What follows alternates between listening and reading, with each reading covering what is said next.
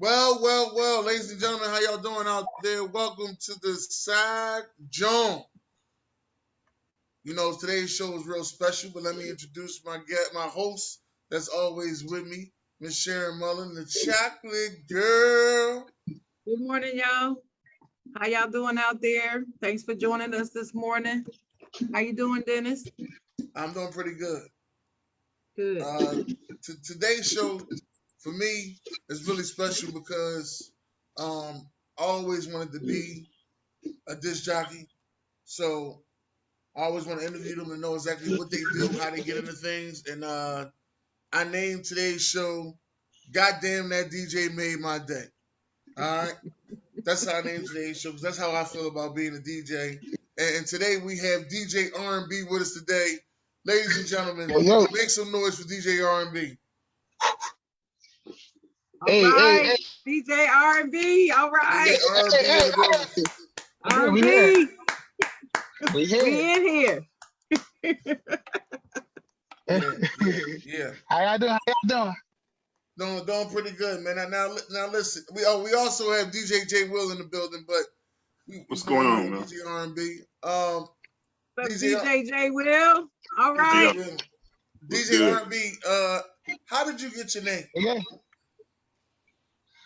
Honestly, my name is Reggie Brown, so it's my initials, and I kind of just threw the N there to spice it up. There's like no crazy backstory. It's actually literally my initials, and I threw the N there to kind of spice it up. Okay. That's what's up. So your middle name does not start with an N. It does not. No. N. It does not. That's the point. That is so funny to me. Okay. Wait a minute, man. Hey, have we started? I thought this started at 10. 9:30. 9:30. We just started. Oh man, I'm sorry, y'all. I thought it was 10. My bad. You good because DJ R&B got a gig he got to go to after this. I think. What you doing a wedding today? No, it's private. I actually don't know what kind of. It's like some private party for some company. Oh, okay. Yeah, I have no idea what kind of it is. It's not a wedding. He just gonna show up and do his thing. I love it. Okay, now, what's the craziest event that you ever worked? I DJ'd a swingers party before, and I don't know if y'all know what a swinger party. I know it's kind of early in the weekend, but that's basically I'm DJing. People are literally having sex over there in the corner, like people walking around naked. It's pretty wild. Yeah. Whoa. Yeah, it's pretty interesting. Yeah, I ain't know about that one. We're gonna talk offline about that. It's just some things you just don't know. Now, how long have you been DJing? Altogether, I've been DJing for 10 years, and I've been DJing full time for 6 years. Okay. Now, have you ever? Well, do you remember the night that you bombed as a DJ? Like you just couldn't get things right. Yes and no. Like at the time, I feel like I did good, but I record all of my mixes. So when I go back now and listen to it, I'm like, whoa, what was I doing?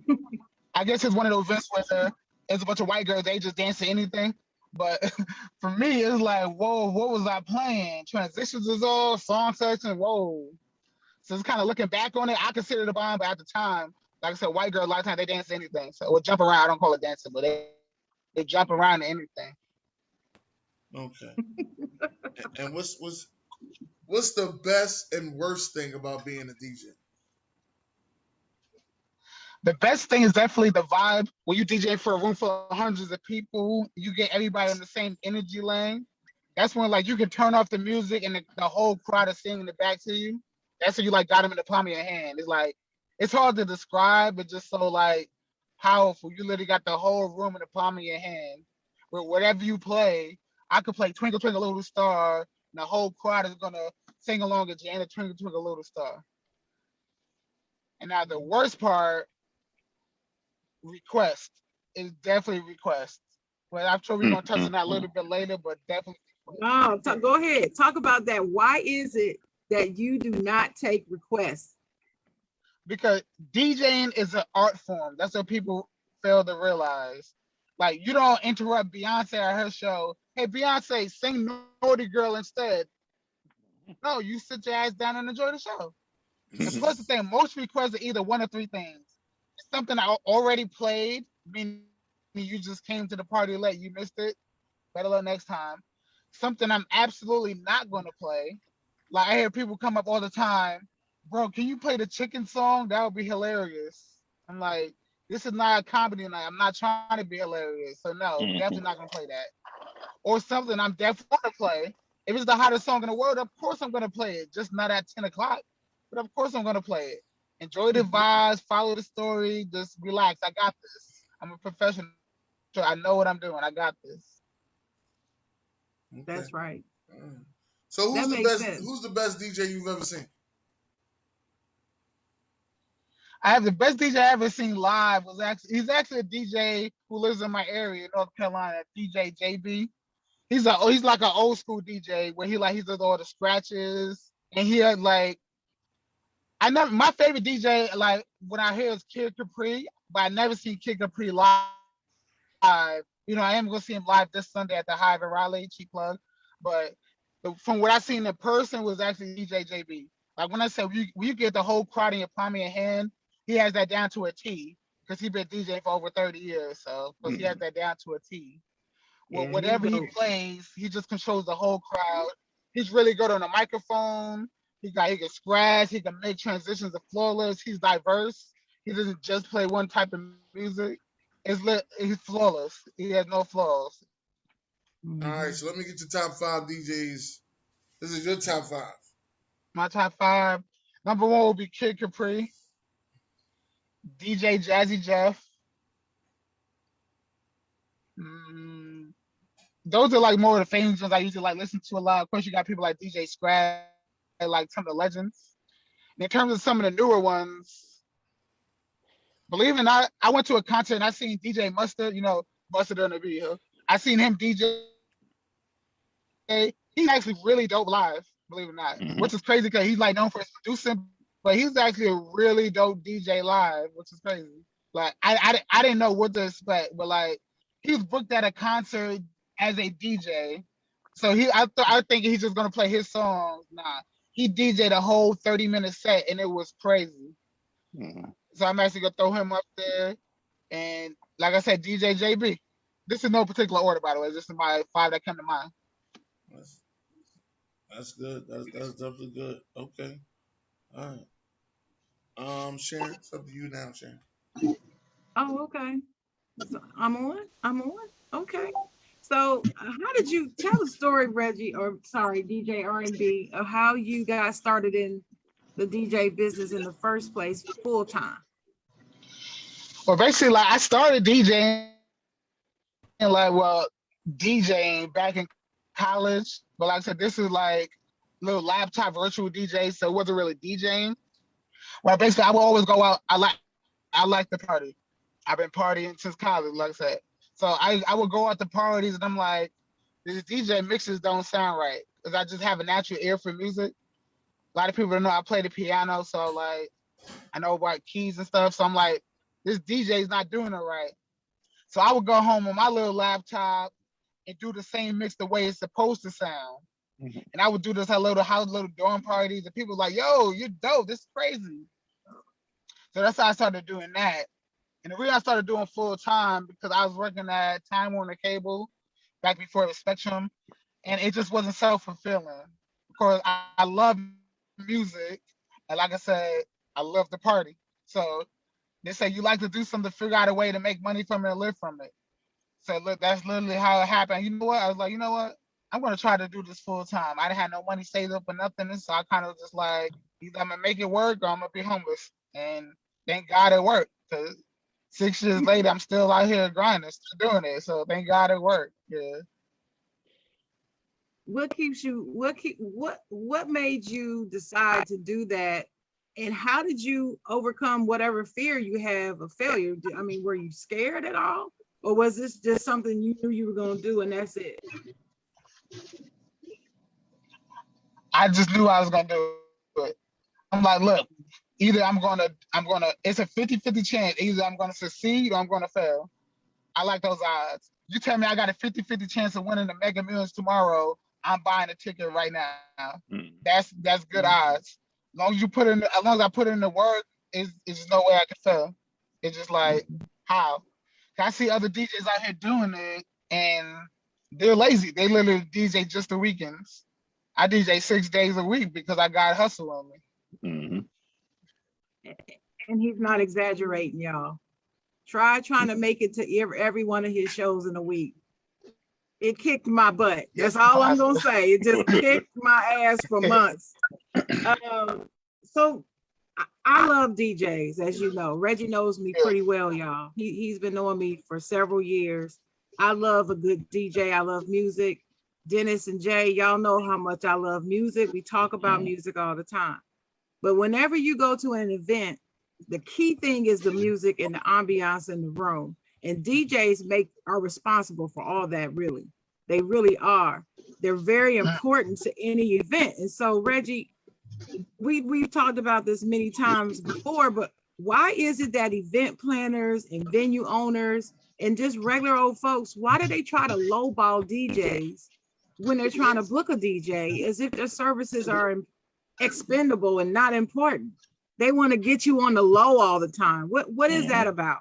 I know you have a theory. I know you do. Yeah. It's two things. The main part is one, because DJs allow it. Like, of course, there's no like big DJ unions, but if everybody said no, I'm not DJ for $75 in beer, they're not going to just not have a DJ. They're going to be forced to pay a good wage to somebody else. They're going to be forced to pay it. DJs got to start learning their worth. And what kills me these days, I can't even say you get what you pay for, because there's really good DJs DJing for pennies. For what reason, I have no idea. But there's good DJs out here DJing for pennies. Mm-hmm. Like when I hear DJs on the radio, like it's been many times they be like, "Hey, our budget is $150." I'm like, "Kiss my ass, hell no." And then I see like the flyer come out with some radio DJ on there. I'm like, "Bro, you DJing on these FM radio stations and you doing gigs for $150? Like, come on, bro, you messing up the whole market." That's number one.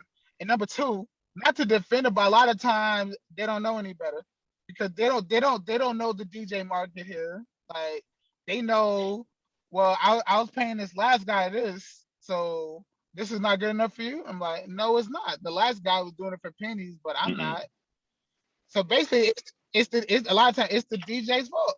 We got to start demanding what we worth. If we don't ask for what we worth, it will never happen. Did you? Like I know people.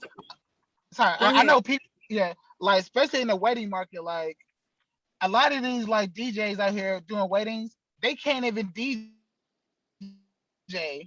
but because they know the market, they're getting 2,000 plus per gig, and they can't even DJ. So you telling me there's DJs out here who can DJ, who's really dope, and they're gonna settle for like $150? Makes crazy no sense. That's crazy. Makes no sense. When did you? Well, I from the beginning, obviously, but when did you just decide enough is enough? I know I can command this. I'm worth this, and this is what I'm taking. I'm not taking nothing less. Period. Once I started DJing, I started building up a little resume. I had visuals behind me. I started building up a following. And the following is the key, especially like DJing clubs, because I know how many people I can draw. So I know what I'm worth. If I bring 50 people to your spot, you charge $10 to get in. That's $500 you making for me alone. So for that, I could have had a house party and made $500. So I'm like, so you're not gonna pay me $150, and if I bring you money like that, no. I want at least half what I'm worth plus a DJ fee on top of that. And these days they want you to promote, they want you to do everything. So I want half the door plus my DJ fee plus a rider list, which is like food and drink. So and at the end of the day, if you can draw a crowd, you have the power. If I'm not there, my people's not coming. So. You know what? And that's a true story right there, because you know how I am with that. I don't go see everybody. Yeah. I don't go see everybody, but shout out to DJ JB. I will go see him all over the triangle and everywhere. Yeah. That's another DJ I will go see, but I will go see you and I'll see him. and a couple of others on the short list. But another question I got for you. You are the founder and creator of the great Kingdom Karaoke, y'all. Kingdom Karaoke. I am. Dennis and Jay, I know y'all probably have been or even participated in karaoke, right? So you're used to karaoke show. No, nothing like the Kingdom Karaoke experience at all. So I want you to, Reggie, first of all, I want you to tell the people how you came up with the idea of your experience and what makes the Kingdom Karaoke experience stick out from all other karaoke gigs out there. Well, the way I came up with Kingdom Karaoke, when my ex used to love karaoke, so we got to little karaoke bars, whatever. And I'm sitting there thinking, this is when I started working at Time Warner Cable. So my head is clicking. I'm like, these people are making at least this amount. I see they got gigs 5 days a week. They're caking, and they're literally just sitting at a table with a laptop, and they're caking right now. But I'm like, something about what they're doing is like, it's just too basic. It's not clicking. And like a lot of them are there, they're Caucasian. So I'm like, you know what? What's missing is some seasoning. We need to see this. We need to put some. They're missing the culture with it.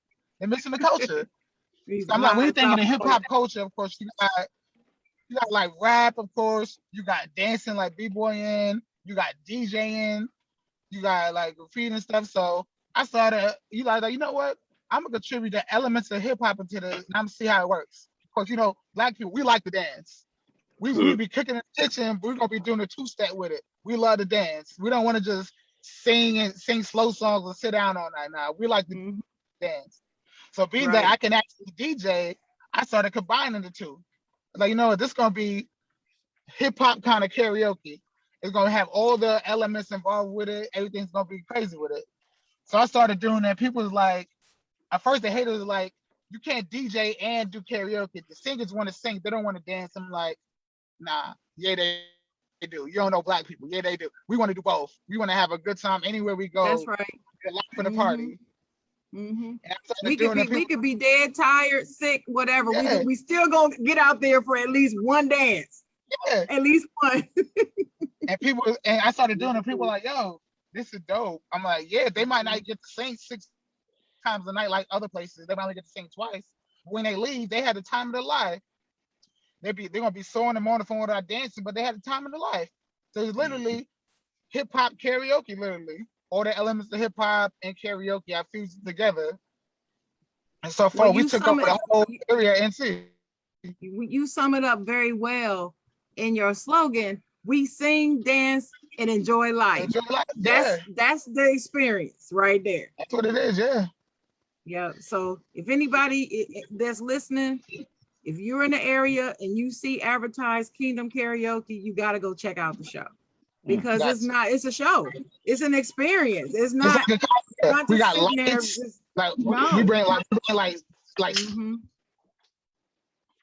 stage lights, we got like smoke, we got everything. It's literally a whole concert experience. This is the closest a lot of people get to performing at the BT Awards, stuff like that. So I must also mention you are an award-winning DJ. Can you quickly just go down the list of the awards that you've won really quickly, because we don't have a lot of time. In fact, I'm 2 minutes over your time, so go ahead and list the awards. Yeah. So I won the DJ of the Year at the Bull City Music Awards, DJ of the Year at the Carolina Music Awards. I have an open mic I do with Miriam from the K97.5, the radio station. We won Best Open Mic 3 years in a row. And of course, I was nominated for a bunch of other awards. A lot of them I should have won, but we're not gonna get into that. We out of time because I can go all the day about that one. So. All right. So the last thing I wanted you to tell anybody listening who's thinking about becoming a DJ, what's the best advice you can give them? Practice. Like literally, that's the only, like, I taught myself how to DJ. I didn't take lessons or anything. The best way is practice. Make sure your transitions are flawless. Train wrecking is never okay. Like that's never a train wreck. That's not okay at all. Your transition, make sure that's flawless. In terms of song selection or reading the crowd, when you actually out there, you learn that's kind of something I think you have to learn on the fly. You have to take your failures with that sometimes. Sometimes you might play a song or people look at you like, what is that? But that's how you learn. So you have to really like literally just practice the craft of how to DJ, how to go from one deck to the other deck, how to transition flawlessly, maybe a little scratching technique, just practice. All right. Well, do you have any other questions, Dennis? Because that's all the questions. That's all the time we really have. No, DJ and R&B, man. I'm glad you came through, man. Wish you well on your event today. And wish you well in the future. Appreciate you, bro. We're gonna have a part 2, so we're gonna bring you back. I'm Okay. with it. So we're gonna have a part 2. I'm with it. All right. We know you have to go, so we'll see you later. And good luck at your gig today. See you soon, dear. Take care, All brother. right. Later. DJ J Will. Now, Yo. see, you got a whole good? different aspect to the game, man, because you were I like that brim. I'm sorry, Dennis. I Oh, gotta right on. compliment him on the brim. I'm not Man. used to that on him. I gotta say that. All Little right. Kango action, little Kango. All right. Sorry about that, Dan. I didn't mean to interrupt. Go ahead, sir. You done czar me.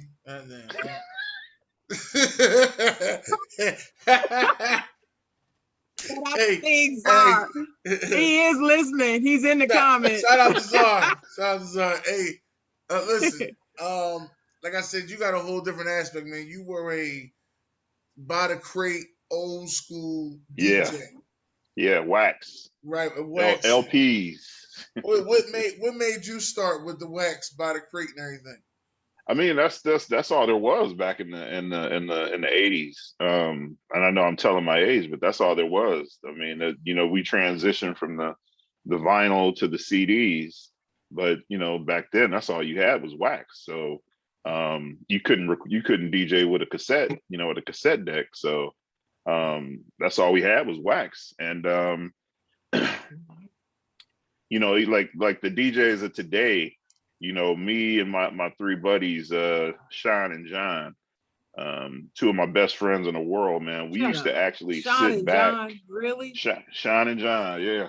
Wow. Yeah. Okay. 2 of my best friends, man. We used to actually, during the daytime, we would sit back and count the beats per minute on each, song. And that's how we actually put our singles or albums. Like if an album had like 7 or 8 tracks on it, we would have the beats per minute on that. And that's how we would put our records in the crate so that you could always stay in control of the party. 90, 91 beats per minute, you keep everything in order. And that way it was always like, you didn't have to think like, okay, what should I play next? You everything was in order for you to play. So. Okay. Oh, now that's so something I didn't back know. then so you come out, you say I want to be a DJ. I never said I wanted to be a DJ. I think I just kind of fell into it. I think the first party I ever DJ'd was we were in high school, and it was like a birthday party, and we took my mom's home speakers and ran the speaker wires down the wall, and that was like the first time, and I had ever DJ'd, and it was cool. I kind of liked the attention at first, this is back in high school, so all the girls were like, "Oh man, Jay is DJing," and it's like, okay, cool. That was like my first. I think that was probably like 87. So, yeah. Now, like I was saying back when you was DJing, what was one of the best times you had DJing? Oh man, one of the best times I'd have to say I opened for Sugar Free at this place called the Sound Factory in San Francisco, and I had actually met his manager at another gig that I was doing, and at first I just thought he was gassing me, and he was like, "Nah, man, like give me your card.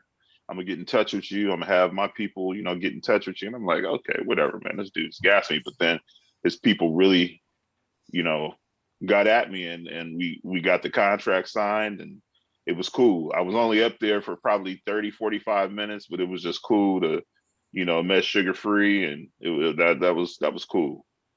That was cool. Now, see, that's great.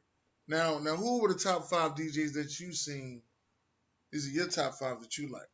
My top five, I'd have to say, Jam Master Jay, Run DMC is really what inspired me. We can get back to that later, but I got to go with Jam Master Jay, Kid Capri, DJ Jazzy Jeff. Um, it's a cat in New York, man. That I kind of got into in the '90s. His name is DJ Tony Touch. He's Puerto Rican cat, and I don't think he gets enough credit. But Tony Touch, they call him Tony Toka. Um, he's up there. Man, my fifth my fifth favorite DJ, and I'll spread it out. I kind of like how all these artists are like these, like Erica Badu. She started DJing, and she'll just, post it that she's gonna be DJing at a club in San Francisco or a club in Chicago or whatever. And I kind of like how just like the regular R&B. I think Jill Scott does it too, if I'm not mistaken. I could be wrong, but I like how the artists, they give you another aspect to what they do. And I've seen Erica Badu a couple of times, and she really knows how to work a room. She plays some good jams. So That's cool. That's cool. What was the worst? The day that you bombed as a DJ. I don't know if I ever bombed, but I was playing I was doing an event, and the power went out. And Oh, so initially everybody thought that it was us. Everybody looked at us like, and people started laughing because, but the whole room was dark, and so a lot of people were, laughing and pointing at us, but the actual power went out in the building. So we felt like we bombed though, because, all the attention is on the DJ at that point. okay. Now Zara said, "Tell them about the town business. What's the town business?" What is Czar talking about, man? I don't know. Town business. I call it town business. It's just a term of endearment. You know what I'm saying? When you from the town, you know what I'm saying. You go pop that collar. You got a whole different kind of swag. So I mean, that's the town business with the slang and the lingos, and we just got a different. We carry ourselves different in the Bay, and that's town business though. Okay. The That's Bay, that's The that's a good Bay, as shit. in San Francisco Bay. the Bay No, Area, Is Oakland, that the Oakland. San Bay Area we talking Francisco. about? Okay. Yeah, yes, ma'am. All right. That was a good. Um, Now, did you just keep your name the same as your DJ name, or did you go by another name? No, I was just always Jay Will, man. Like my full name is Jay Wilson, and Jay Will started from just playing sports. Everybody just started calling me Jay Will, Jay Will, Jay Will, and I just went with DJ Will. Just I wasn't trying to be too fancy with it. Just keep it simple. Okay. What's the craziest event you worked at? And let's hear this Yeah, because Oh man, wow, I swingers party. Whoa. yeah, that's dope though. Yeah. Yeah, we'll talk about that. But I gotta say, probably the craziest event, because see, like we've done. When I say we, I'm saying me and my one of my best friends, John. We've done a bunch of, like, we do everything from junior high, middle school, high school. We do corporate gigs, private gigs. And I gotta say that that one of the craziest events, we did a middle school, and it was like from 3 p.m. to 6 p.m. It was a middle school, and I could not believe at how fast the little girls were. I mean, the little girls were grabbing the little boys and humping on them, and the little, all the little boys are in a big group, like laughing and talking, and then the little girl would just come and grab the boy and shove him up against the wall and hump on him, and then just walk off. And the little boy just standing there like, and I mean, me and John, man, we sat back and laughed the entire party. That was just wild. I never knew that little, well, for me, when I was growing up, little girls weren't that fast. So that was definitely an interesting event. Okay. Okay. Yeah. Little fast, little middle school girls. Yeah. Yeah, I that was believe it. wild. All right. And this is my last one. I need to know the best and the worst thing about being a DJ. I think the best thing for me, because I love music and I love all kinds of music. So um, you and I had talked before. I like to to control the room, and there's a lot of power. My man was actually talking about it. I heard him kind of chime in on it. There's a lot of power with the DJ. You can Mhm. control the room, you can kill a room. And so if I got 10 people out on the dance floor, I'm going to play to them. If I got 200 people out on the dance floor, I'm going to play to them. If you got people, what I noticed, especially like doing clubs, is people kind of, 9 o'clock, everybody's kind of drinking. A lot of people don't want to get out on the dance floor too early. 10 o'clock, 10:30, it starts to pick up. By 11, you're at the height, at the peak. People that had a few drinks, people starting to feel loose, and that's when the party really starts. So I think that for me, that's the best part. I think the worst part is how they how you guys were talking about it, how they will lowball the DJ. And Yeah. I always tell people, if you want a $200 DJ, you get a $200 party. Mhm. I've had people, come to me and say, "Hey, man, I need you to do an event for 8 hours, and I can only pay you, 250." And that's never going to happen. And if you can find Mhm. somebody that's still, do an event, for 8 hours for 225, $250, then you get what you pay for. And Mhm. um, I don't like, it was a DJ R&B, is that his name? Yeah. Yeah, I mean, Mhm. people will try and lowball you, and that I had never had a problem saying, okay, well, go ahead and find a DJ that's gonna do it for 200, and then if you can't find them, come back to me. And at a lot of times I've had people come back to me and have to pay, you know, what I asked for. So Mm. Yeah, that's good. Sharon, you got any questions, Sharon? Of course. Um, why do you think it is, J. Will, that people do try to lowball the DJ? I asked R&B that. We heard his response. What do you I, think? I I just think that people, you know, people will only do what you let them do to you. And without a good DJ, your party is trash. So you can try and lowball, you can try and, I'm gonna go get, DJ Dennis that nobody's heard of, you know, and at the end of the day, I don't know. I just think that everybody is trying to cut corners. Everybody is trying to, because at the end of the day, the promoters, they want to put all the money in their pocket.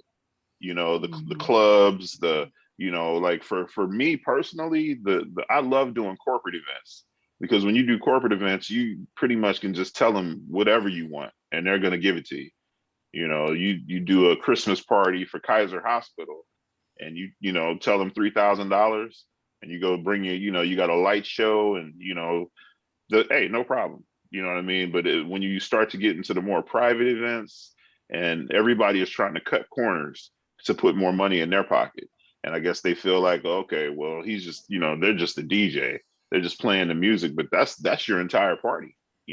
People come to Right. see the DJ, and even if the people don't know who the DJ is, people want to come and listen to good music, good blends, keep the party flowing. And if you got a DJ that just will play a song and let the whole song fade out, and then it's quiet and then they play the next song, well, you're not going to have a good party.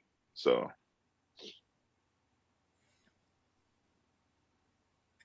But don't you think they know this? It's like they have to know Oh, they how have to important know. the music is. They know. It still doesn't make sense to me why they feel like that role we can lowball on versus this over here. I mean, you got to have good food and whatever, and you got to have good music. Otherwise, it's going to be trash. And if you can't afford to get quality, maybe you shouldn't be having an event. That's the way I look at it. Honestly, they lowball everything. Yeah. They'll lowball the food. They'll lowball the but it's nothing like the DJ though. Because again, at the end of the day, that's more money in their pocket. Some catering folks, and they do get lowball. But just like Jay was saying, somebody, as you all may know, R&B is a DJ that I used to manage, right? So I used to book good gigs for him, and someone actually asked me if I could get him to perform a 5-hour gig for $150 and outside in the sun. I'm like, $150? No, I'm sorry. Ain't gonna happen.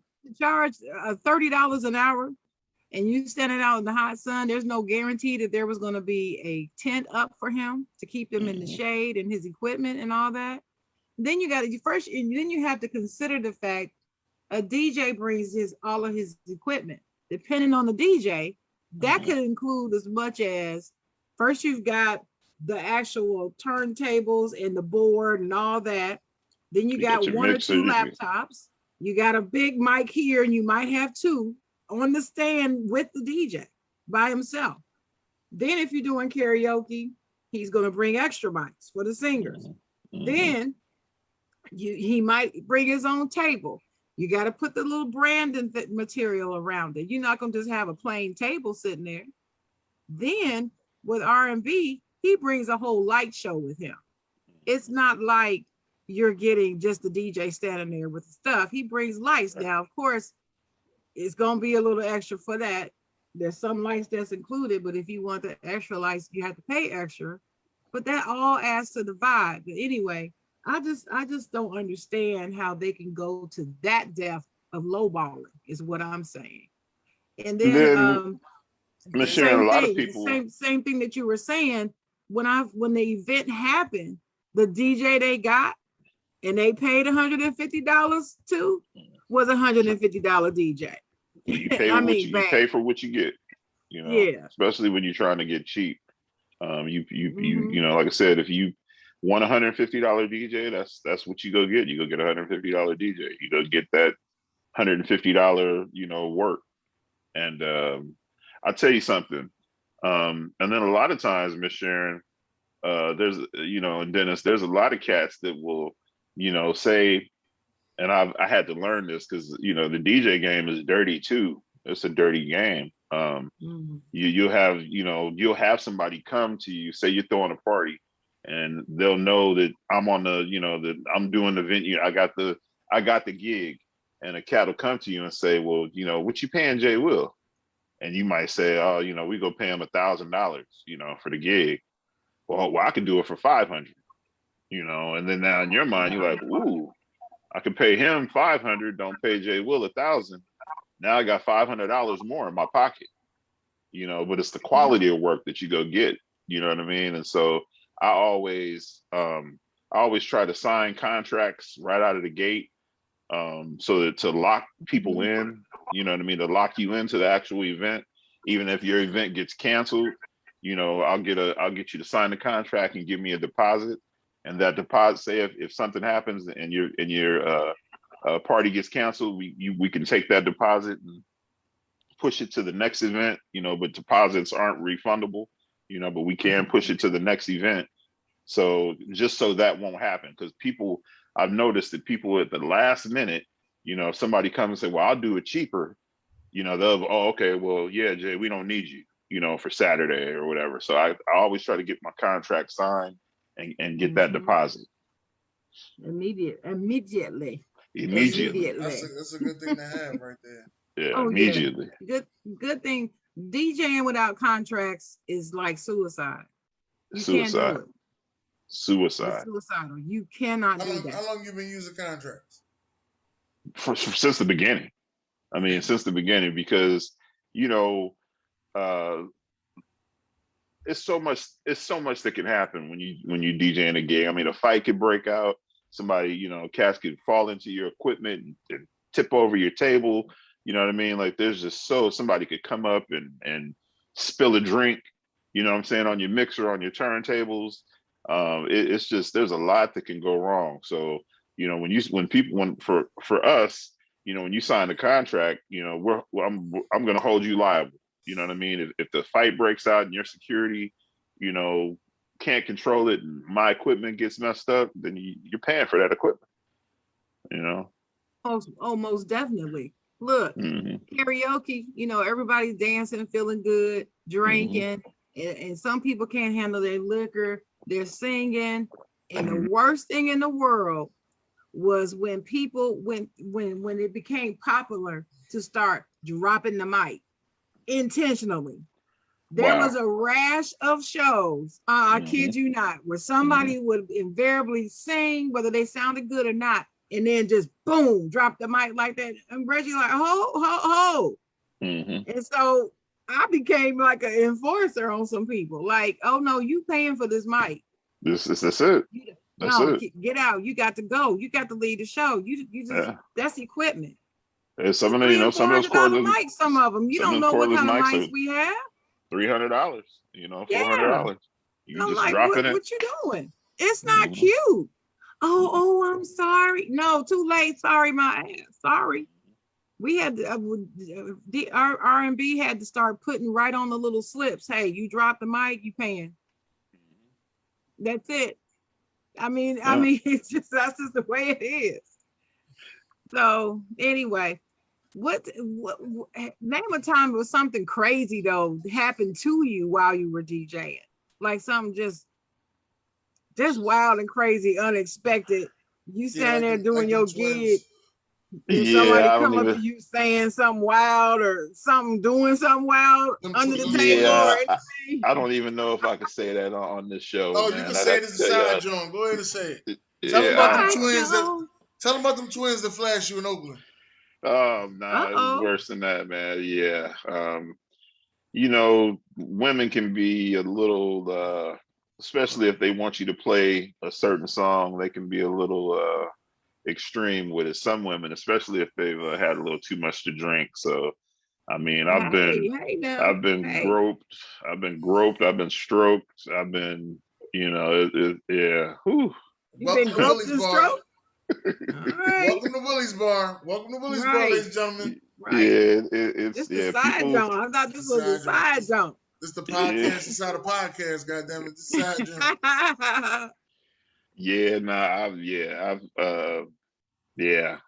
I've come in contact with some interesting people, just through DJing. Yeah, I'll leave Hmm. it at that. I had a DJ Uh, friend, a friend of mine said that he was doing a gig, and what he didn't know is that they had prostitutes in the back room. Didn't know anything about it, right? And mhm. so he's standing there doing the gig, and all of a sudden, the party got raided. I'm like, Oh, the party got raided? He's like, the party got raided. It was a raid going down in the middle mhm. of his set. Yes. Did they arrest him? No, they didn't arrest Okay. him. Because they questioned him, but they did not Hmm. arrest him, he said. Yep. Yeah, He I've said, done. I don't even know these people. They just hired me to do a gig. I don't know these people. Yeah, yeah, I've done parties for porn stars, Mm. strippers. Like it's yeah, I've seen some interesting things over the years. Well, I'm sure you have, especially as far back as you go. The Right, right, 80s, the 80s was right. wild. 80s, 90s, And the 2000s, 90s like was worse. man. And see, Miss Sharon, what you like, see, like you were just saying, like bringing two laptops. We were bringing wax. We were bringing vinyl. So Hmm. there, just depending on what kind of party it was, we were bringing from 5 to 7 milk crates of records. So you know Right. what I mean? Like that's a lot of lifting, and you might have to go up some stairs. Oh I've gosh. done events where the Y'all had to bring your own speakers too. It was some at one yeah, point back then. oh yeah, oh Man, yeah. them Oh, big ass speakers. God The damn. 18, yeah, 18, he takes 18 his inch own Certain speakers Vegas. too. Yeah. Yeah. See Hmm. now with the mobile DJ, it's made it. They've made it for the mobile DJ to be efficient. Everything is light. The speakers are light. All your equipment is light, so that you can just kind of get in and get out. But back then, I mean, we used to travel with two 18-inch Surin Vega. It would literally take two of us to get down, lift it, put it up on the tripod.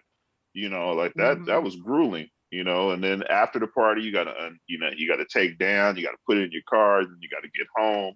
It's never ever go leave your equipment in the car, just in case somebody broke into your car. So you got to take all that out of the car. There was a lot to DJing in the well, I'll say the 90s and 2000s. That was a lot. Yeah, and see, that's another reason why you should get paid well for what you do. Right, It's a lot right. involved. It's labor intensive as And well. So if you compare DJing with the crates and digital DJing now, which one did you prefer? Oh, good question. I think that it's way too easy now with the digital. You can, because I've messed around with that stuff, and basically, that computer will tell you what you can play next. It almost does it for you, and you're just pushing buttons. You're not really blending the music yourself. You know what I mean? Back when you're DJing with wax on the turntables, I mean, you gotta catch that beat at the right time, where the beats are off and people are dancing, they're looking at you.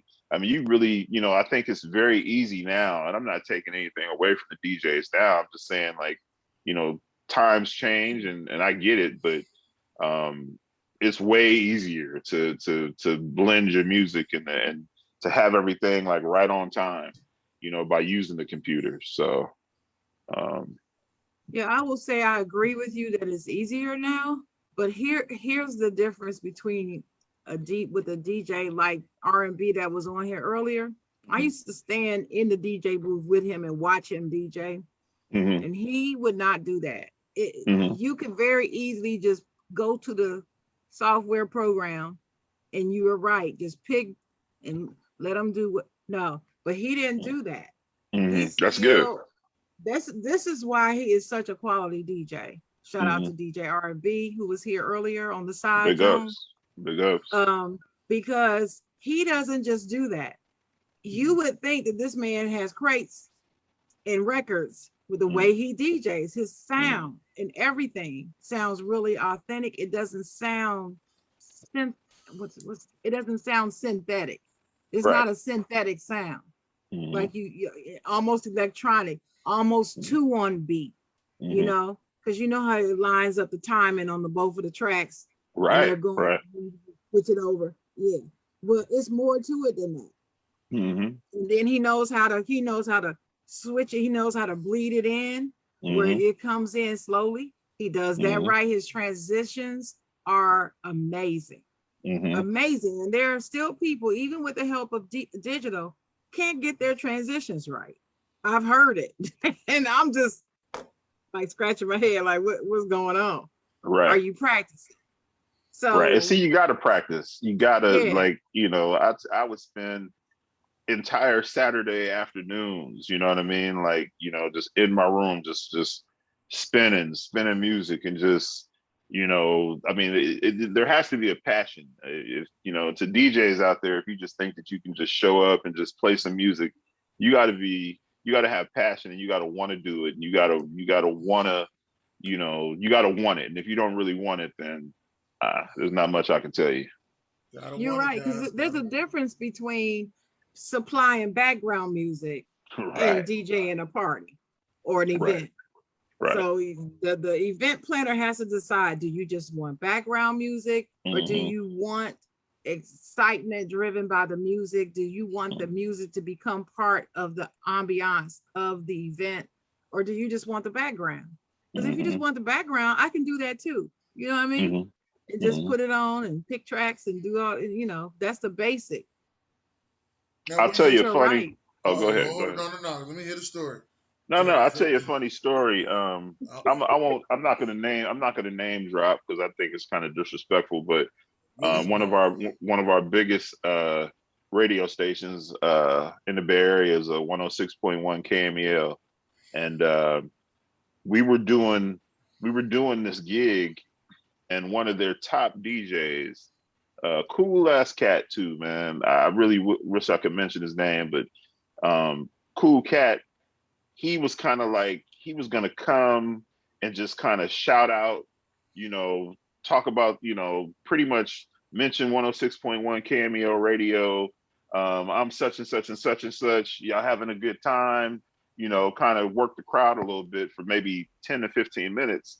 And they gave him $5,000 just to come in, just because of his name, just to come in and say, I'm Dennis Holmes, from 106.1 KMEL. Y'all having a good time tonight? So, and when he told me, I don't know how we were talking. And he was like, yeah, because I thought he was going to be there for the, most of the party. He was like, man, I'm be here for about 10 minutes, man. He's like, I just, collect my Whoa. 5,000. And I was like, yo. And I think at that point, I think we were only making like 1,200. And I was like, you know what? I got a problem with this. And it was no disrespect to him, because, he's on the radio every day. Everybody knows him. Not, people don't know us like they know him. But when I was just like, we got to start demanding more money, Mhm. because if you could just come show up for 10, 15 minutes and, and that's the funny thing. And then everybody was like, oh, like Dennis Holmes was there, Dennis Holmes from Cameo, he was there. No, he was just there for 10 minutes. He But wasn't there that's for the but that party. honestly, that's what them promoters do. Mm-hmm. They'll and remember we was talking about the lowballing situation. Right. I've heard promoters say that they'll try to get people to come to their club, right? And they'll pay them about $15,000 for a walkthrough. But if they paid them the $60,000 to perform, that was too much money. So what they do is, this is their trick. Mm-hmm. They said they have them come for a walkthrough. They get them whatever they want to drink, Mm-hmm. and then if they sit down and they chill for a minute, and they start to drink a little bit too much, they'll have the DJ play one of their hit songs and give them a mic. Now you just got a guy that you're supposed to pay $60,000 to perform that song. He did it for 15. Right. Right. And that's why the low balling game is going to keep going like that all Mhm. the time. And the promoters never wreak the fucking havoc of that shit. Mm-hmm. Never. That's lame though. But They I never. see it. I see, and then here's the flip side. If you are giving me a bunch of drinks and all of a sudden somebody puts a mic in my hand and I don't want to perform my hit song, now everybody's mad at, like, well, okay, Jay will act like he was too good to, you know what I'm saying? He could have spit a couple bars or whatever, but see, It's nobody always knows it's always the look on you. right. Then nobody knows the backstory to that. You know what I Right. mean? That yeah, you only paid me 15,000 when I demand 60,000, and then you just throw a mic in my hand, which we never even talked about. Nah, yeah, yeah. Mhm. I realized that, and I didn't realize until I actually did security at an event, Mm-hmm. and it was actually Cardi B event, and I Mm-hmm. think she wanted about $50,000 Mm-hmm. to do the concert. They tried to lowball her and only give her 20. So she came late, did her 3 songs, and rolled out.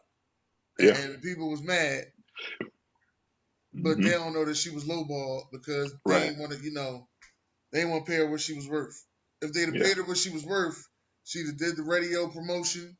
She'd have promoted on her page. She did everything Mm-hmm. they wanted her to do. It'd be more Mm-hmm. people there, but they don't want to pay you what you're worth. Right.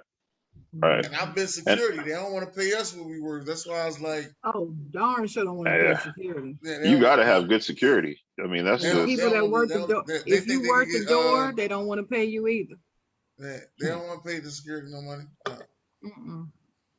yeah. That's I've had a couple of partners that own, bars and nightclubs, and especially, bars. And they say that like it's a cold game because everybody is stealing from you.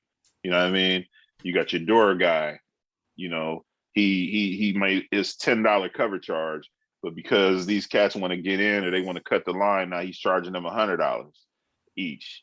Then you got your bartender, that over pouring or just giving your alcohol away. Like everybody is stealing from you, well. and I don't see how that's stealing. If you wanted to uh, cut the line, but you still paying the cover fee for the door, I don't well, I understand. mean, because you're taking like I said, if I'm charging you $20, but because the security, like in Vegas, they do that. Like if you want to go into one of those clubs in Vegas, they may charge people $200 each just to get into that club. Well, that money's not going to it's going in your pocket. It's not going to actually to the Right, actual. but the money see in my eyes, if the money that's Mm-hmm, supposed to be counted towards the door, all your door money is there. What mm-hmm. I made was a whole extra side hustle over here for people So who wanted to jump the line. it sounds like you've done this before. Yeah, yes, I have. I've done this before. Yes, I have. But I just don't. Like I said, I don't understand how that part right there is still. Now, if I'm the one that's taking the money at the door, and I ain't give you all the money from the people that you seen in there, that 100%, Right, that's 100% still. right. But if I made a whole extra side hustle where I charged them $50 to jump the line, then that $50 to jump the line went to me and the motherfuckers that was there. I feel I you. still went with the crew. I You feel you. still got your whatever you charge to get in at the door. Right. I feel you. I feel you. Side deals I with G feel you. Money, ain't that what it is? Side deals with Man, G cutting a Money. side deal with G Side Money. deal. And the side deal with G Money. That's Side what it deal. is, man. And then one of my one of DMB. my my biggest pet peeves, man, are and you guys are talking about it with DJ R&B. I hate, man, when somebody will just stand there and try to tell you what to play all night. Like that's one of my biggest pet peeves because as a DJ, I'm in a zone. I'm trying to fill the room. I'm trying to, keep the room. I'm trying to keep the party going. And then you got this dude or this female, or, hey, play this, play that. Hey, play this next. Hey, play that. It's like I'm the DJ, man. Let me DJ and just enjoy yourself. How do you go to a party or how do you go to a club and sit there and tell the DJ, just stand next to the DJ and tell him what to play all night? You're not out there dancing. You're not out there partying. You're not out. You're not out there talking to a female, or if you're female, you're not out there talking to a guy. You just stand. You want me basically to play music for you all night, and I hate that's one of my biggest pet peeves. And I've told a lot of people to back up, like get away from me. Let me work. You know. Yeah, I have too. So. I have too. Because like I said, I used to stand there with him in the DJ booth. In one place we used to do a lot was called the bar, and the Mm-hmm. DJ booth was kind of up high, Mm-hmm. and so the little door that swings open had two steps up into the DJ booth, and so people Mm-hmm. would come to the door, knocking on it, and I'm looking and like, hey, can you ask him if he'll play? No, he doesn't take requests. Yeah. People have actually tried to brush past me, come up the steps and brush, and I purposely was standing there to keep people away from them because they Right. do it all the time. And they would try to brush, and I'm standing there like, do you see my big black ass standing here? I'm not letting you by. And no, he's not taking requests. You know what I'm saying? He'll tell you. I tell you, it was wild. And I mean, they get that liquid courage and they feel like they should be able to say and ask and demand whatever. And I'm like, not having it. Not And that's having it. exactly what it That's is. when Miss Liquid Sharon courage. becomes somebody else. That's when I become the chocolate. Because I'm like, look at here. I said no. And you got 2 seconds to back up out this DJ booth before I put you out. And I was serious about that. I was serious. So I get it. I had a And, guy once. and when you're a great DJ, you can read the room. Right, You know what right, the people want. You right, know right, what they want next. right, right. Yeah, I had a guy once. He kept trying to get me to play. Kept trying to get me to play this song, and I was like, my man, like, he just kept asking me to play it. And I said, my man, nobody's gonna dance to this song. You know what I mean? And so he kept asking me, he asked me like 15, 20 times. I said, check this out, man. I'm gonna play this song, and if nobody dances, I need you to give me $50. So he was like, bet. I dropped the song. Everybody looked at me, walked off the dance floor, and I made an announcement. You know what I mean? That I singled him out. This gentleman right here and begged me to play the song all night. You know, I told him y'all wouldn't feel it. Now I give me my money. Run me my money.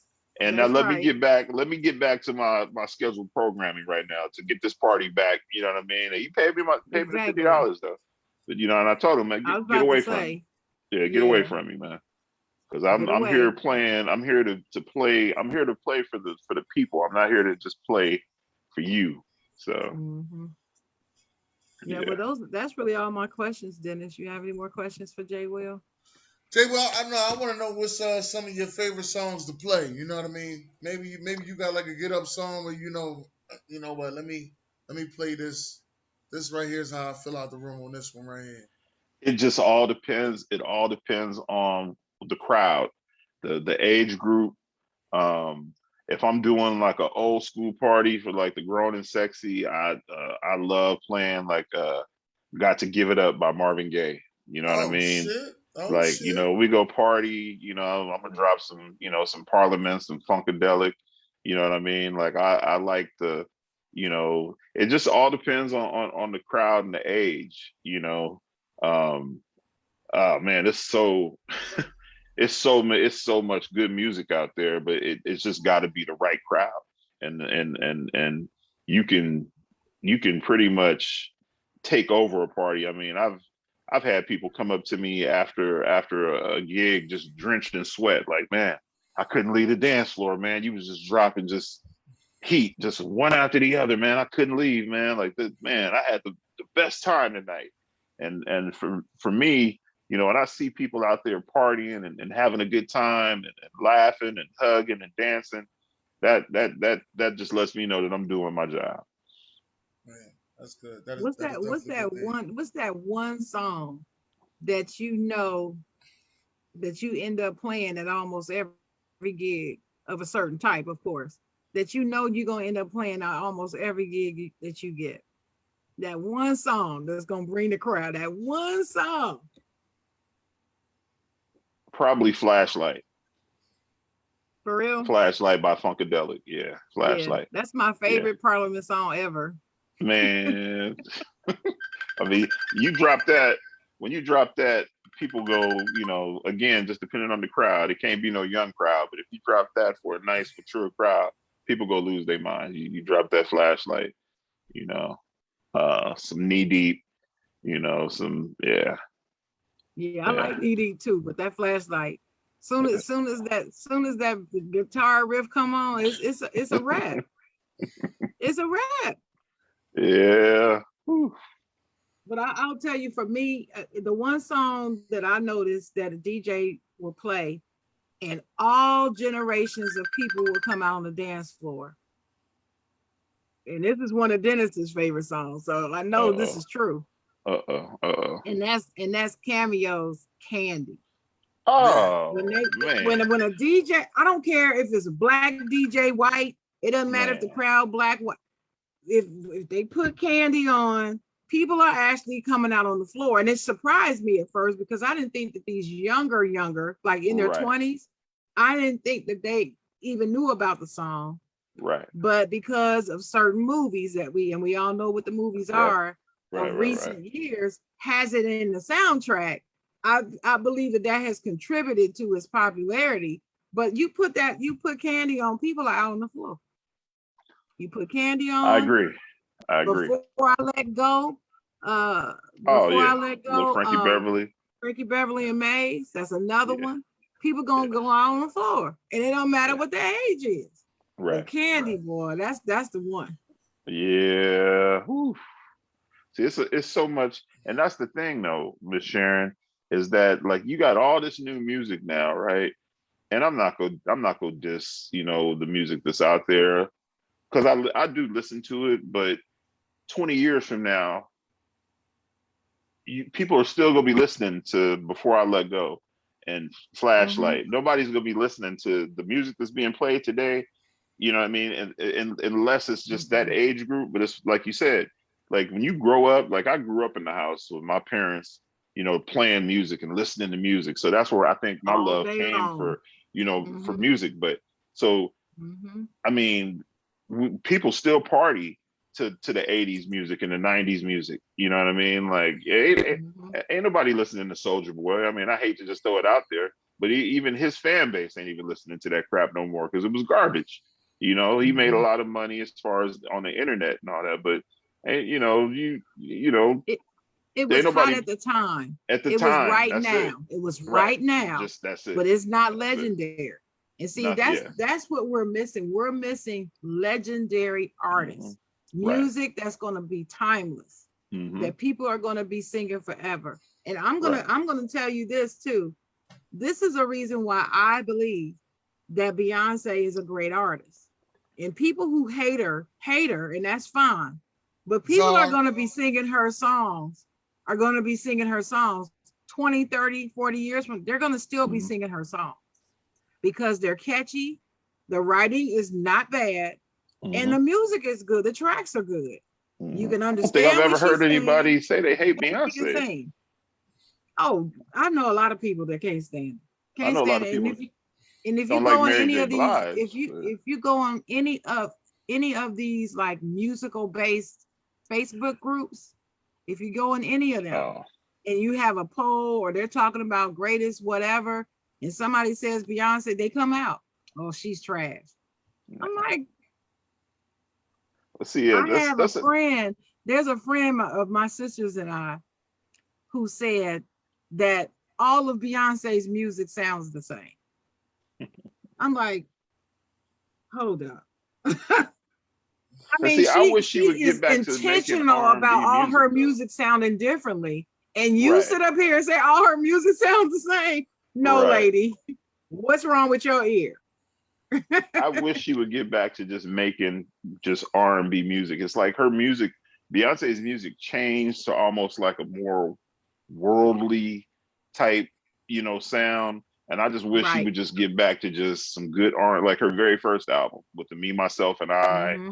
And I just wish she would get back Yeah. to just making good R&B, The music. music. But Mm-hmm. I get it. You got to grow as an artist, and you're on Right. when you once you go on that world, that big stage, that worldwide stage. I get it, but just What's give me some good R&B though. what's your favorite kind of gig to do?